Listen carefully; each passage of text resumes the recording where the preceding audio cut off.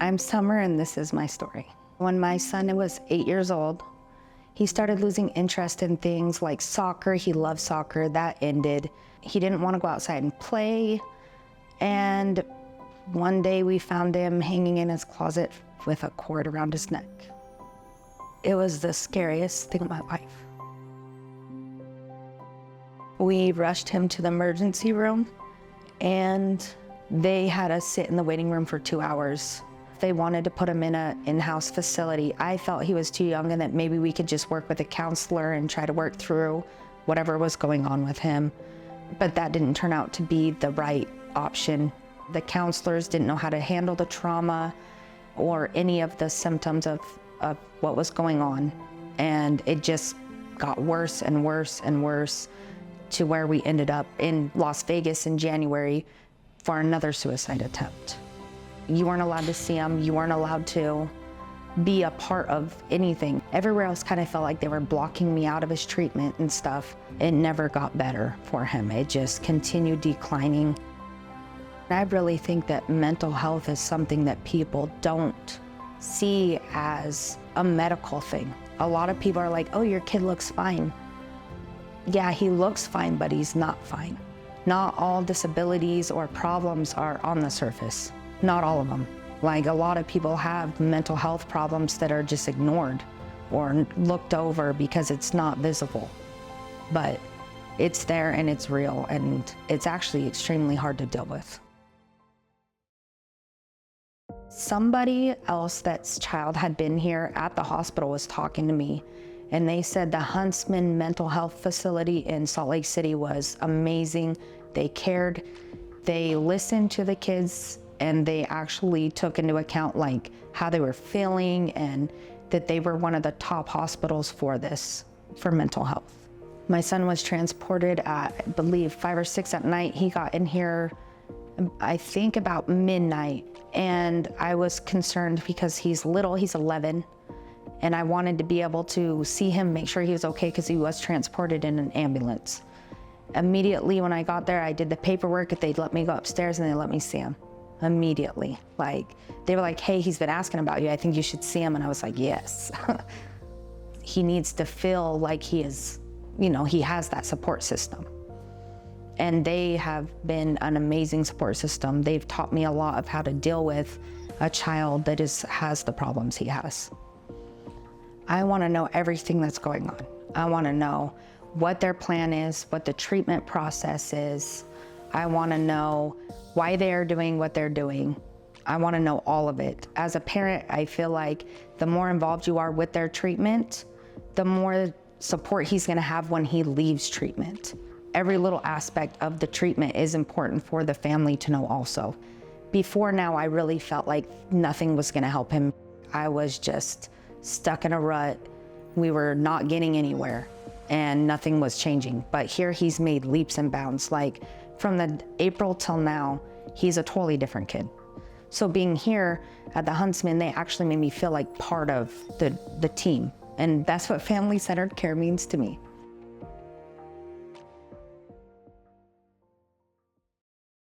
This time I'd like to invite our panelists to come to the stage, please.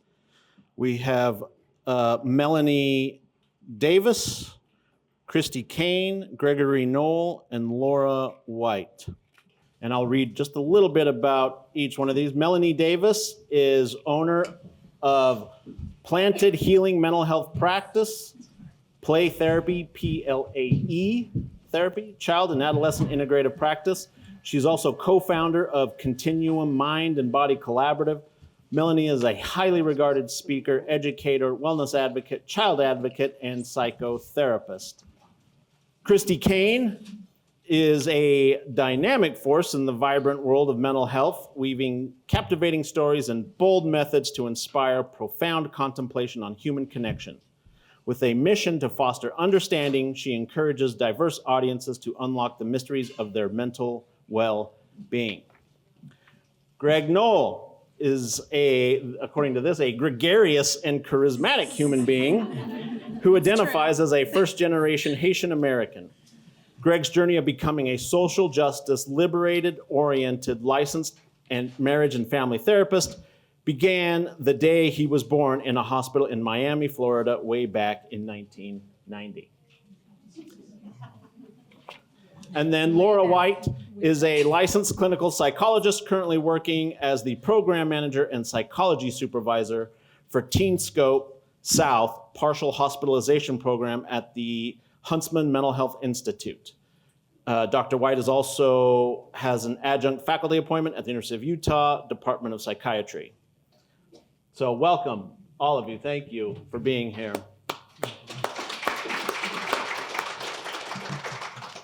And so, Melanie, we'll start with you. Great. Yeah. Thank you.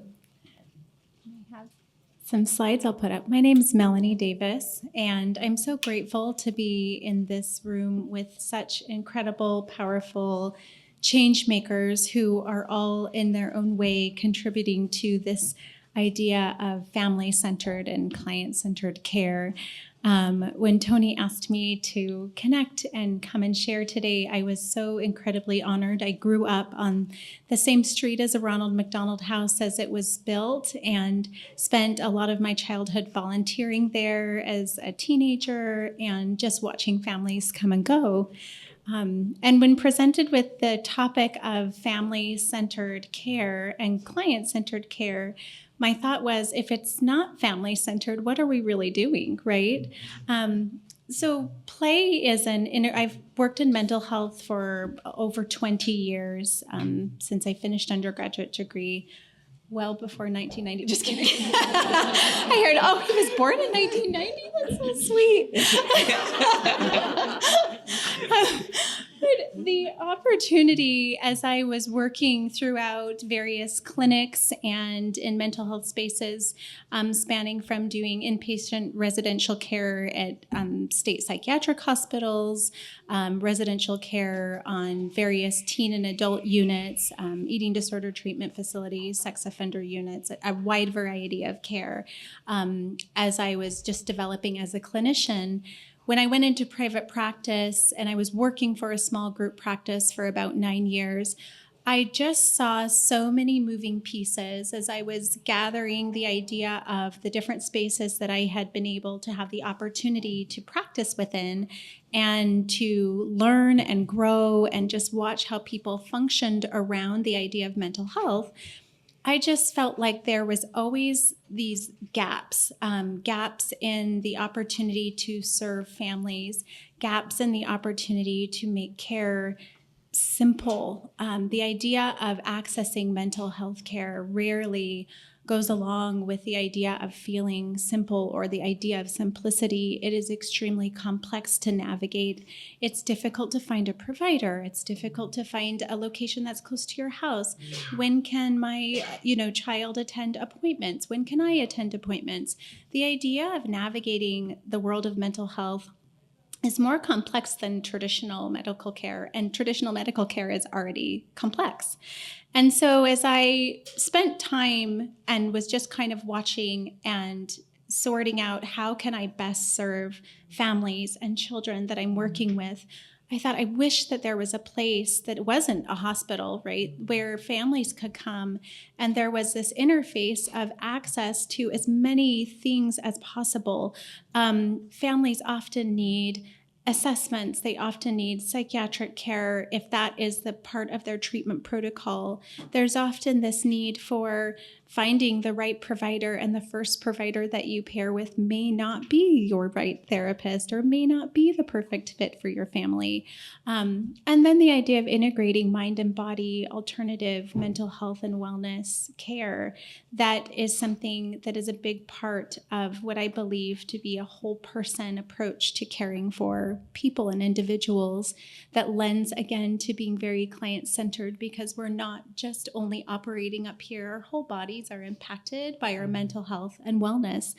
And so at that time, this was maybe 5-6 years ago, I thought there's no reason why this shouldn't exist. And parents, I had a practice that served adults and children, but I felt like families need this place just for their children, just for them to experience some respite also from having to call 4 different places to coordinate 4 different types of appointments just to serve one primary mental health need that their child might have. And so at that time, I came up with the idea of PLAE Therapy as someone who really values integrative care and integrative therapies where families could come and interact with one individual that could then help them connect with a mind-body element, with a mental health therapist, with psychiatric care, which has varied over the time that we've been open. So just the idea of creating a space that helps families to feel like they are being cared for, not just seeking care for their child, that a parent who is fatigued by sitting on a call, waiting to see if they can get an appointment, the appointment might be 7 months down the line. This, in my mind, was not the kind of mental health care I wanted for families. I wanted those mothers that were calling exhausted and just grateful that there was an opening to say, we not only have an opening for your child, we can support your family. If you need an assessment, we can also connect you and schedule you for that. If you need psychiatric care, we can support or connect you with that. And would you like to come in and do some breath work, right? In one place with one contact that allowed it to be easier. And so that was the foundational model around developing PLAE, is the client as the center. Care not only for the person that you're seeking care for, but the idea that you can be cared for while you are seeking all of these resources, and that as many as we can possibly provide in one space would be offered to families. And so this has taken different shapes over the past years as we've grown and brought in different collaborators and partners. But this kind of goes over or highlights some of our resources that we have at PLAE. We're located in Salt Lake City. We're just actually down the street at Foothill Village. That was pretty intentional to be in proximity to not only the Salt Lake Valley, but a lot of the medical institutions that are nearby that we often partner with and offer care once people are ready to transition maybe away out of HMHI or out of different care facilities, that we can be a safe place to fall, that also we pick up supporting the care. We offer mental health therapy, psychological evaluations and assessments. Dr. Turner, who's actually here in the room, is our neuropsychologist at PLAE. Psychiatry services, which have varied over the years, where we've had pediatric care as well as adult care, because we serve populations from as young as 3 years old all the way up through graduating from college age.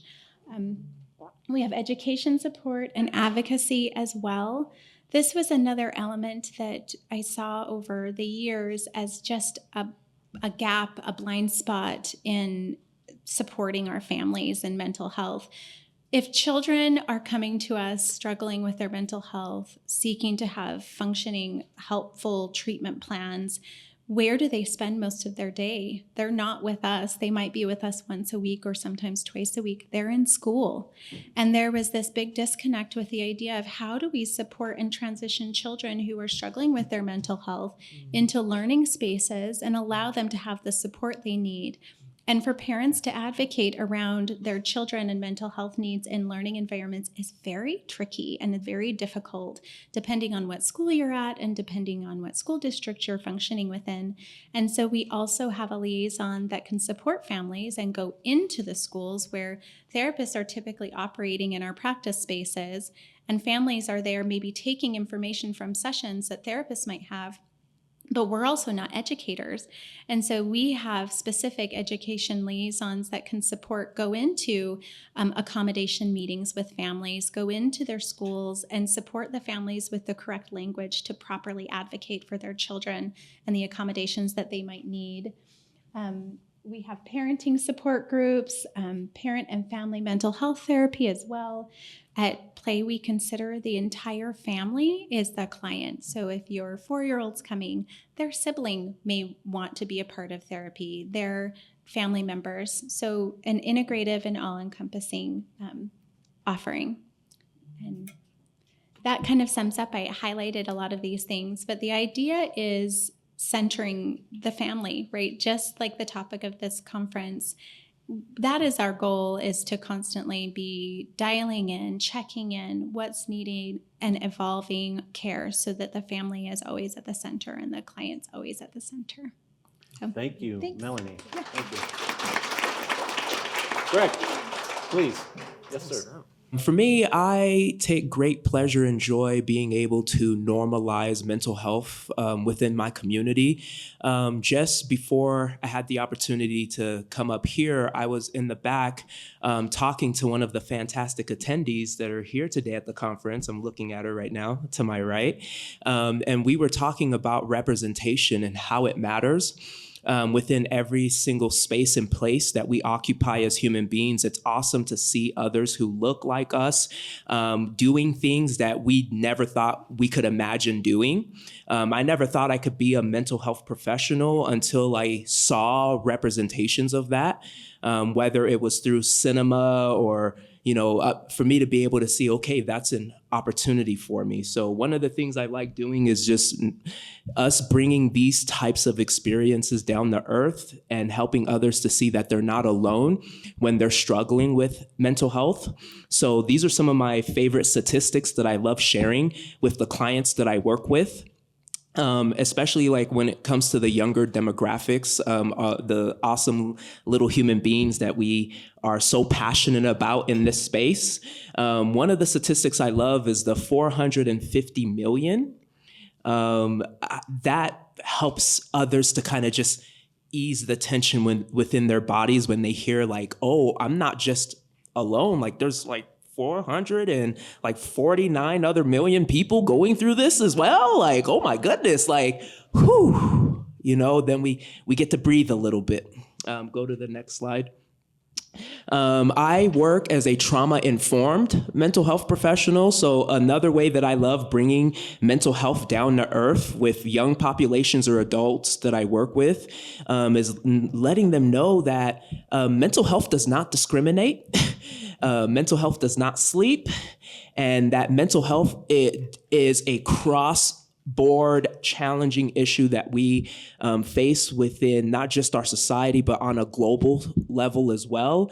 Letting individuals know that at the end of the day, that the majority of challenges that we're facing has to do with adverse experiences that we endure as human beings, and we can never minimize or dismiss one human being's adverse experience in comparison to ours, which is often a challenge in the mental health profession, is helping people to feel a sense of like, okay, what happened to me is worth discussing and working through instead of brushing it underneath the rug. So that's another way we like to normalize it, within the awesome, with the awesome individuals that I like to work with. Next slide.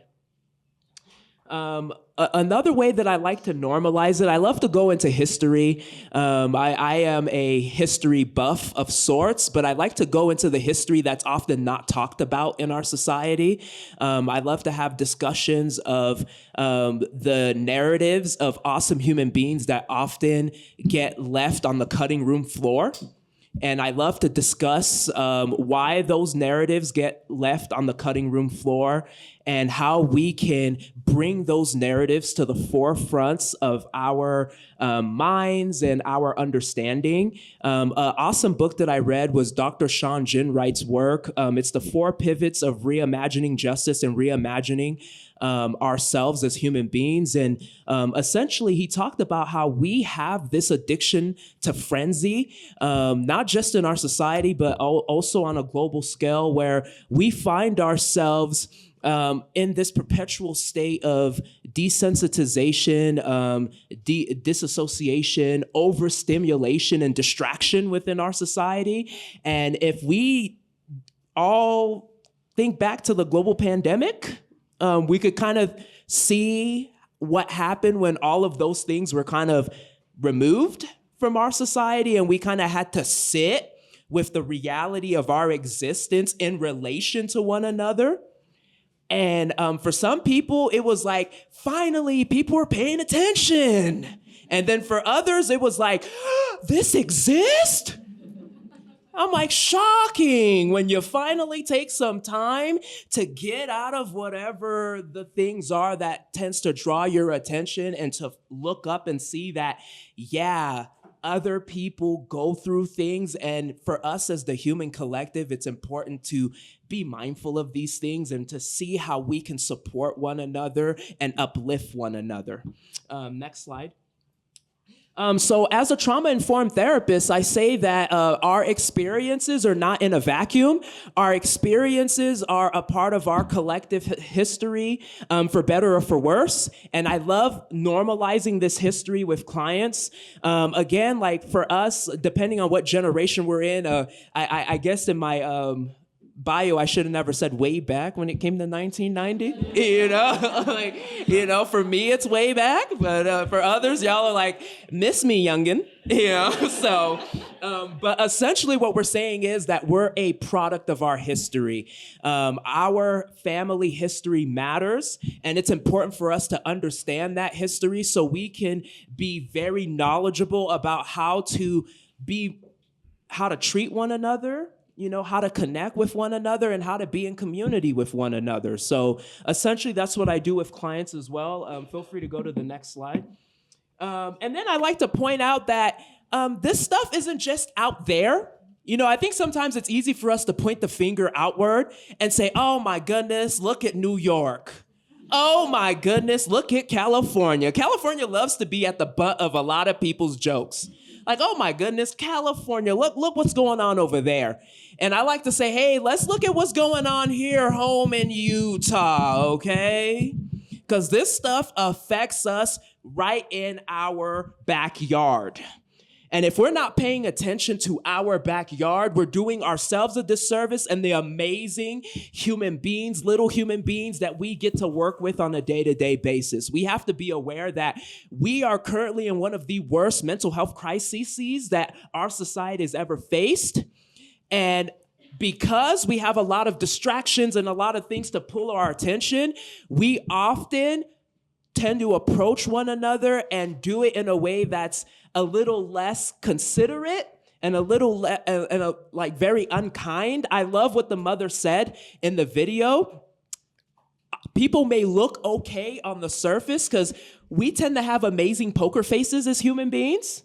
We can walk up to a human being, they are well-dressed, they're smiling and they're bubbly, but we do not know what is going on for them underneath that amazing polished finish that we get to see. I see a lot of amazing polished finish in this room, and I bet if there was a very considerate dialogue about how are you doing, and then the question is, how are you really doing, we would really get somewhere in this room. So I want us to be considerate of that as well. Next slide.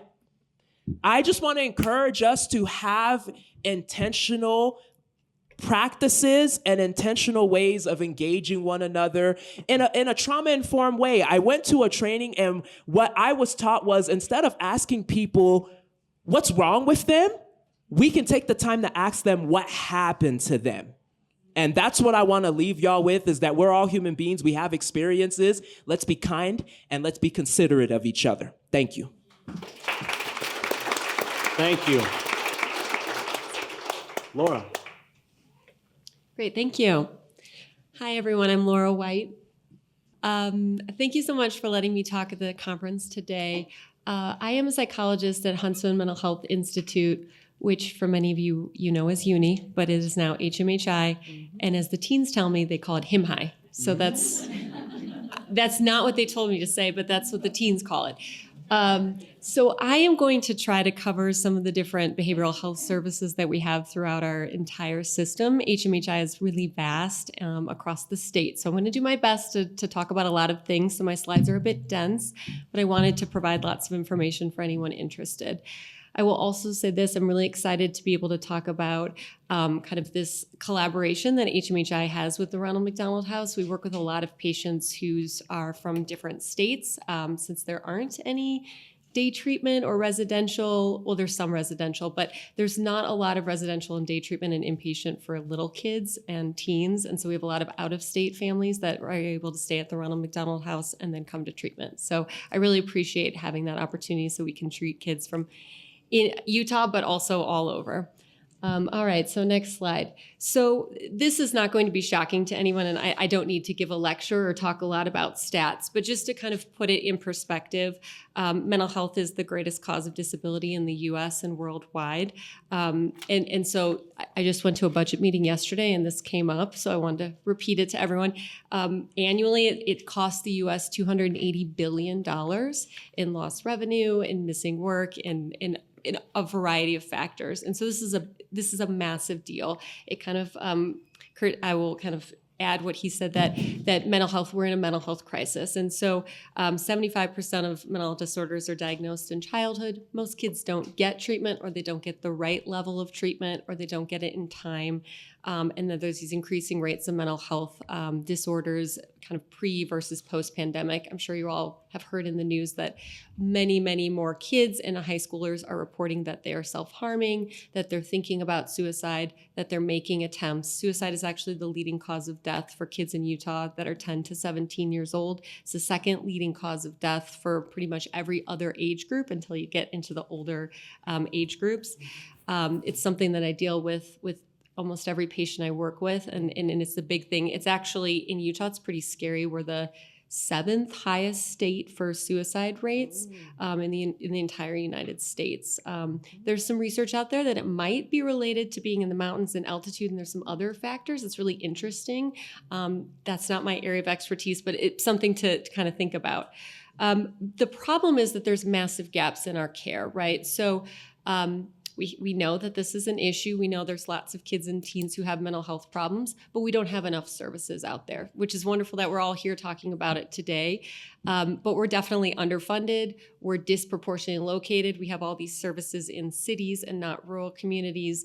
The latest data with the CDC is they looked at every state and they found that 46% of communities in Utah did not have enough mental health providers. So about half of the kids and teens in our state aren't able to see a provider, or maybe can't see one quickly because the wait lists are so long. So it's a serious problem. And so here as a representative for HMHI, I want to say that part of our kind of commitment is we're one of the nation's kind of largest and leading academic medical centers. We have 1,600 faculty across 20 locations. And our mission is to advance mental health knowledge, hope, and healing for all. So I'm going to focus more on the parts that I know, but I will just, next slide. So for patient care, something that I wanted to point out is we have 1,700 faculty. Boy, I wish I had met them all, but I know a very small few at HMHI. But what's great about our system, because we're an academic medical center, is we have providers that are psychiatrists, we have social workers, we have psychologists, we have nurses, we have psych techs, we have education specialists, we have all kinds of people working together as a team.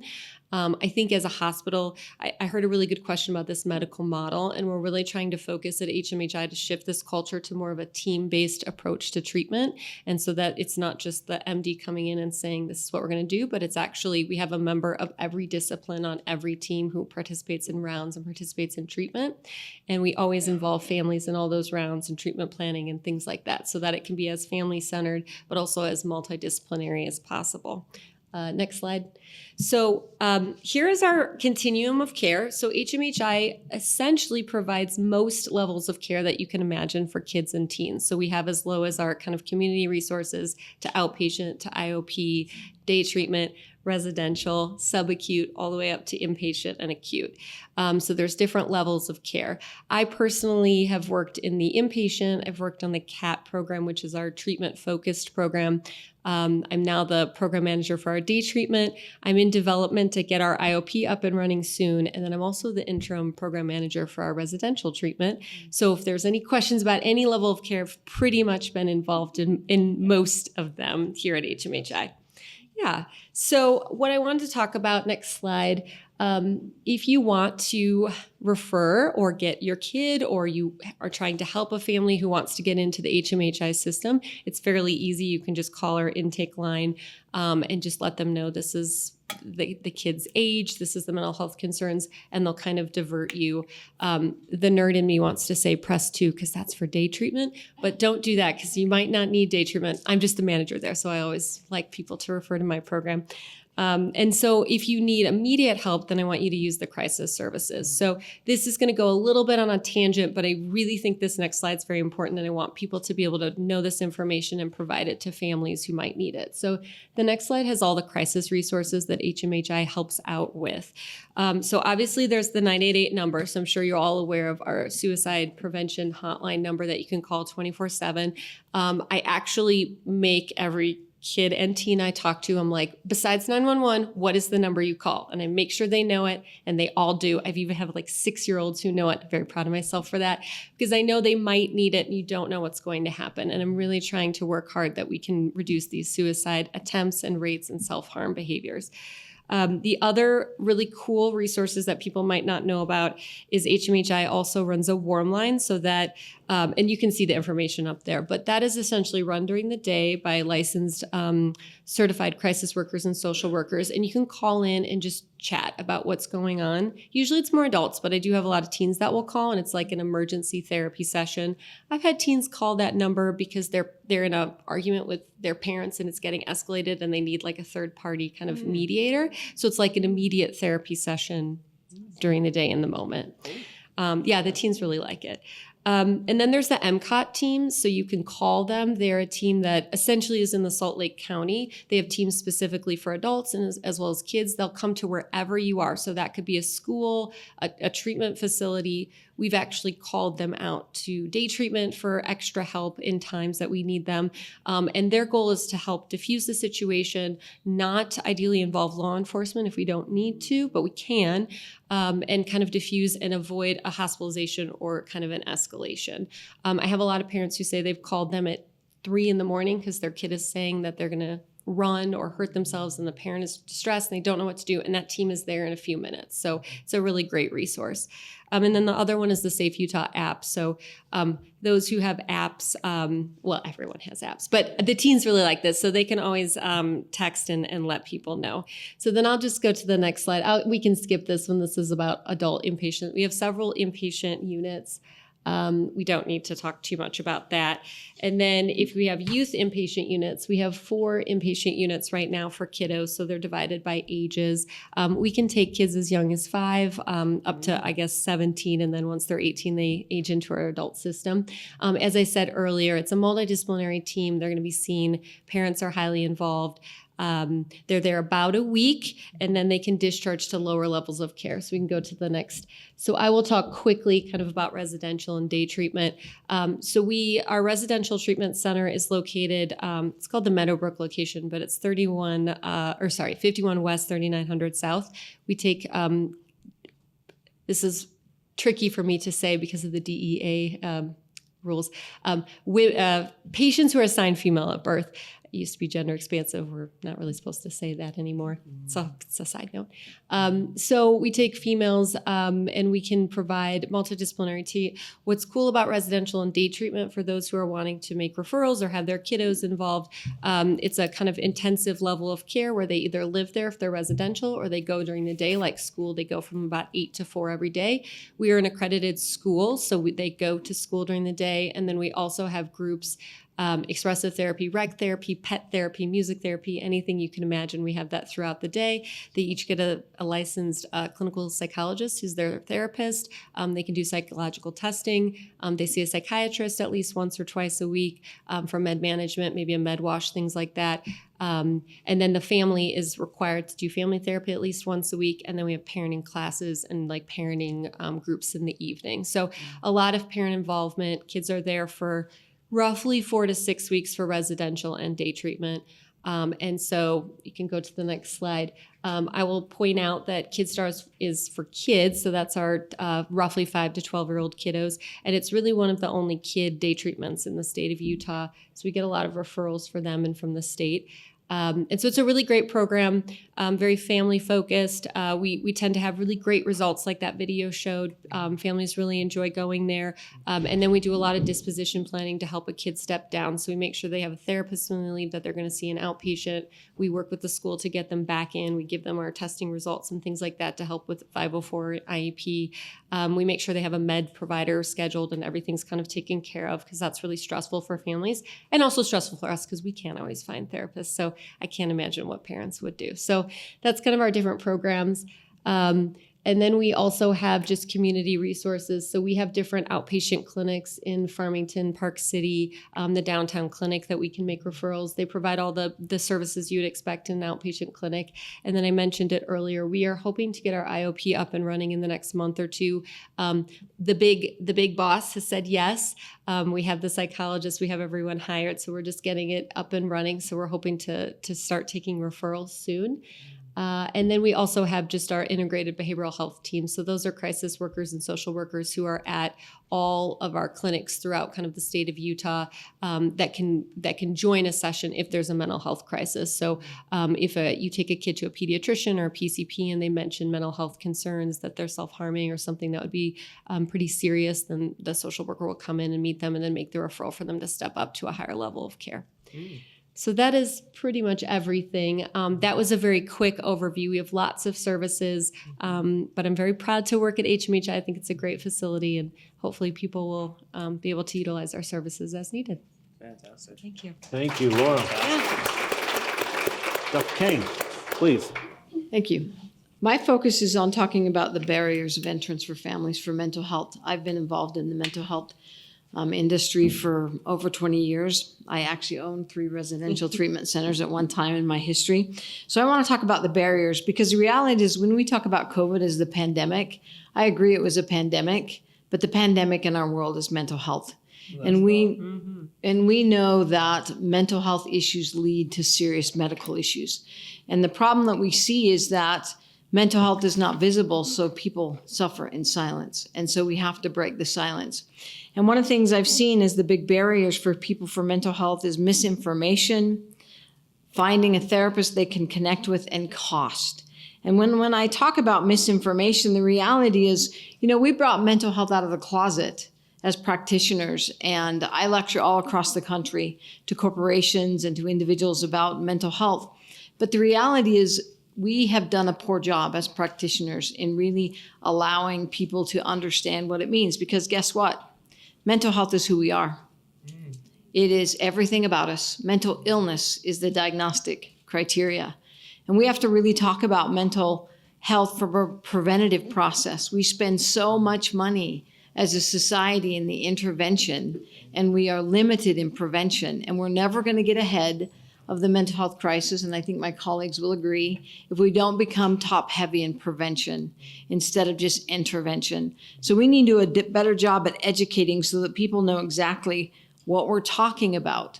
I'm amazed at how many people self-diagnose in the area of mental illness. It's just amazing. I have people walk into my clinic and they'll sit on my couch and tell me what they have. And I'm like, why'd they go to school all those years if you're going to diagnose yourself? There's a reason that we diagnose. There's a reason we are actually medical practitioners. And the other thing I think about the misinformation is that because of misinformation, there's so much shaming in the mental health area. We have to get shame out of the room by discussing mental illness from a brain-based perspective and helping people understand that just as there's cellular disruption, there's neurological disruption. And now we can look at brains and see a difference between an anxious brain and a depressed brain. And the more that we can identify in a scientific basis mental illness, shame can leave the room and open the doors for people to feel comfortable seeking services and discussing issues. So that's the other thing we need to do. We need to define things appropriately and accurately. My corporation has created a mental health, if you can go to that slide. To help address this, my corporation created a mental health resilience manual. Why? We wanted to put mental health terminology in layman's terms so that everybody can understand.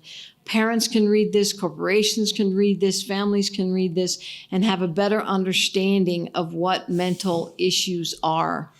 I was just lecturing yesterday in San Diego and in the construction industry, and they were asking me about the neurodivergence. They're seeing more and more workers coming into their industries with neurodivergence, but they have less and less information in knowing how to help those individuals be successful in their careers.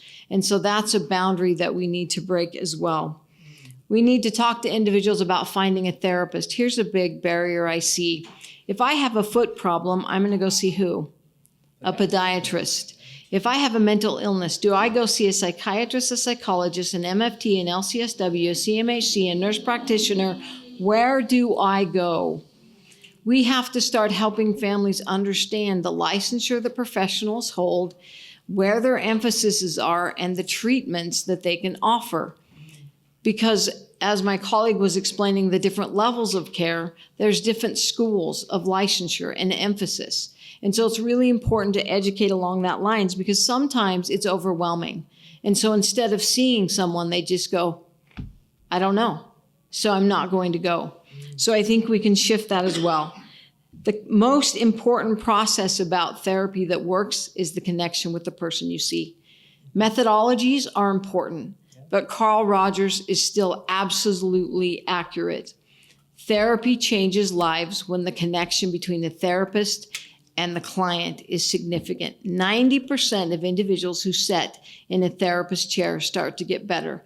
Not cured, but getting better. And so we have to open up those avenues of conversation so that people feel comfortable discussing those.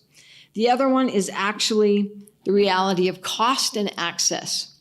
I'm lucky that I use a lot of interns in my clinic, and so we tend to have openings. It's really important that we have its emphasis on access for individuals, because you're right, I hear from people all the time, when they go to see a mental health professional, they get told, we can see you in 4 months. Yeah. Well, I'm sorry, when there's a crisis, you don't need to see someone in 4 months, you need to see them right now. Yeah, exactly. Therapeutic clinics can help this by opening up a 24-hour process. We hold slots in my clinic when there's someone in need that has to get in within 24 hours. I make each person on my team hold 1 slot so that we're available should the crisis arrive. That's something that could be best practices that we do across the board, because the reality is, if we don't address the crisis when it hits, we may be too late. Cost. It's important to be able to panel as much as we can. It's important to understand the different type of services and different levels. As a matter of fact, believe it or not, group therapy is oftentimes less expensive than individual therapy for people to attend, and evidence-based research is indicating that group therapy is very, very effective. We struggle within the mental health world in finding clinics that have accurate processes in creating group therapy, but we need to get better at that. So when I think about the barriers, I think it's about education and understanding. I think it's about knowing who to see. And I think about cost. And if we can address those things, I think we can make a significant difference in the lives of others. Thank you.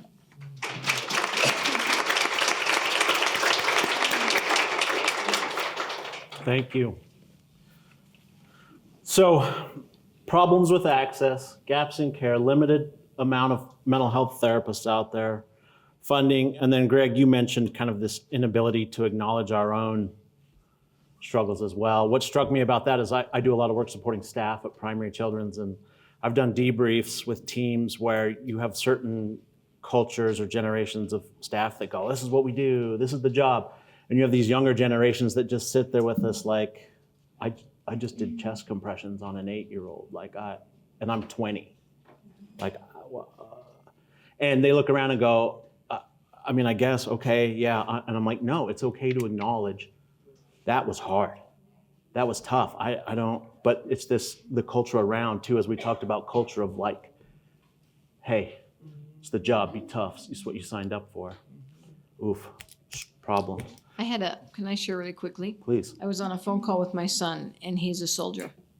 And he happened to do a call in the car, so it was on my car phone, so I could hear it, so don't break my confidences. But anyways, his sergeant was talking to all of these ROTC ROTC. Thank you. The acronym cadets. And he was telling all these cadets that we want you to tell us your mental illness. We want you to talk about it. We want you to bring it forward. And I was sitting there going, yes, yes, yes, you know. And every single cadet on the phone call told the sergeant, we will not talk to you. We will not tell you. And I was floored. I thought we had advanced enough out of the culture perspective that we could talk about it. But every single one of them was afraid to end up with a mark in their file. Oh, yeah. And I was like, this has to shift and this has to change. And that reminded me of doctors sometimes feeling like we have to be gods, we can't be weak, we can't ask for help. But the reality is we all need help and we all have to be able to ask for it. That's been an issue, yes.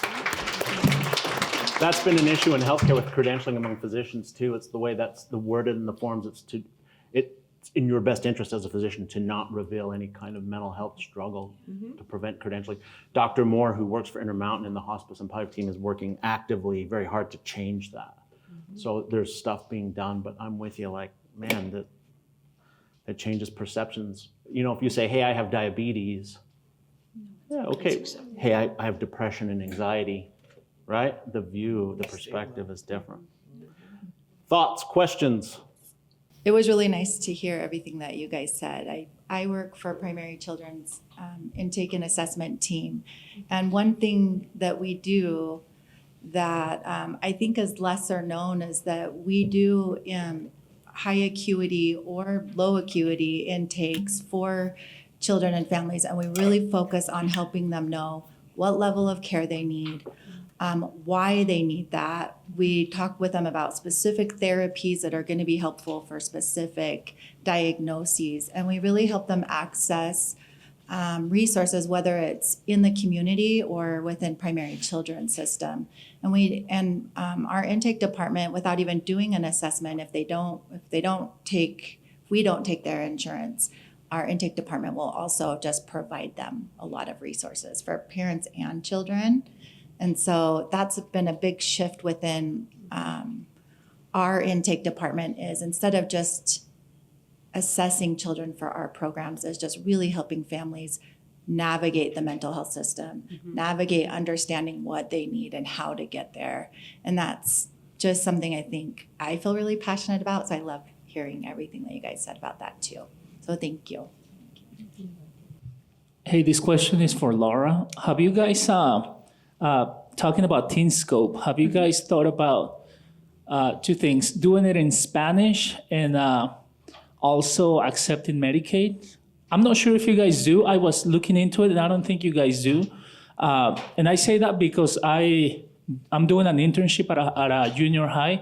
And one of the things that I've been seeing over the past month is when we think about all of these new arrivals, and even for me, I'm from Mexico, and I forgot that, because I always assume that you see a teenager and you assume that he speaks English, you know, and then my experience so far has been that there's a lot of students that don't speak English, you know, and we're talking about the culture shock, you know, of arriving to a new country, and then coming from a culture where a lot of them kind of like see America as they have a lot of rules that they gotta follow, you know, so that's a shock in itself to them. So all of these factors that kind of compound, and then you see it reflected on their grades. And a lot of them need mental health therapy. Unfortunately, there isn't any resources available in Spanish, or I guess as much resources available in Spanish. So I see Teen Scope as a wonderful resource for teenagers. You know, the only thing is, I see those two barriers, that it's not in Spanish and it doesn't take Medicaid. Have you guys thought about that? We have. Thank you for the good question. We do have all our forms in Spanish and all our materials in Spanish, as well as a translator who could be on site throughout the day. We've talked about it, but have not gone through with having like the whole program in Spanish, right? That it would be only Spanish. We also have a few therapists that are bilingual who are Spanish speaking so that they can work with those patients directly. We always have interpreters for all languages, but I do think it's preferable to have the actual therapist be able to speak Spanish too with the families. The Medicaid piece is such a good point, and I don't have a good answer for.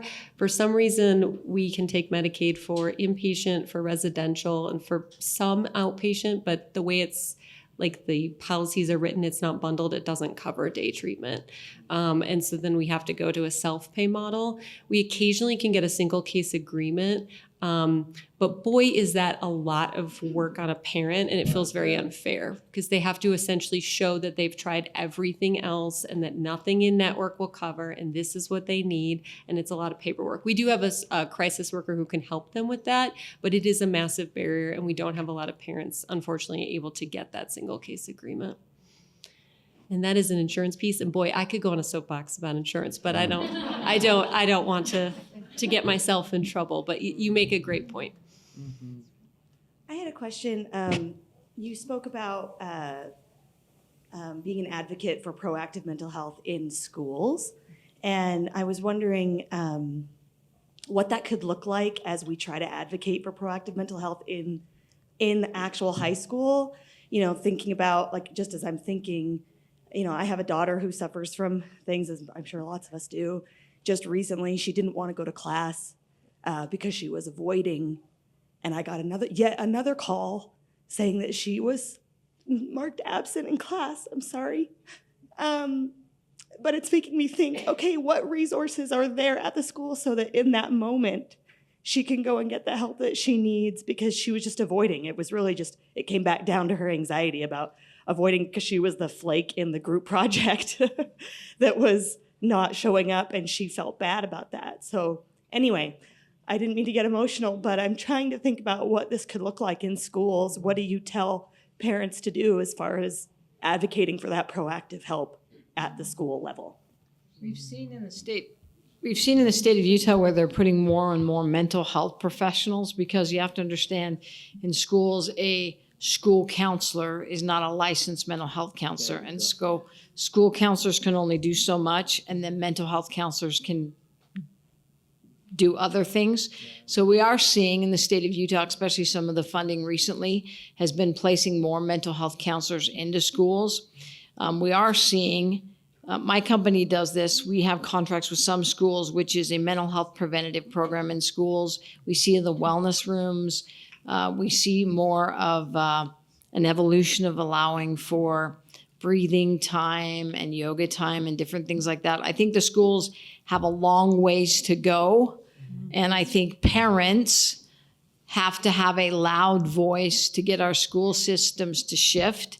And so what can we do? We're limited as professionals, and I'm not trying to push this back. I'm just saying if parents can become louder in the need for the mental health programs in the schools. Like, I think mental health should be taught in every single school. Thank you. And I know we do teach some health classes, but not the weight that we need to teach. We need to teach skills on how to process and understand anxiety. We need to teach skills on how to understand and process depression, because anxiety is the top issue for teens and depression is second.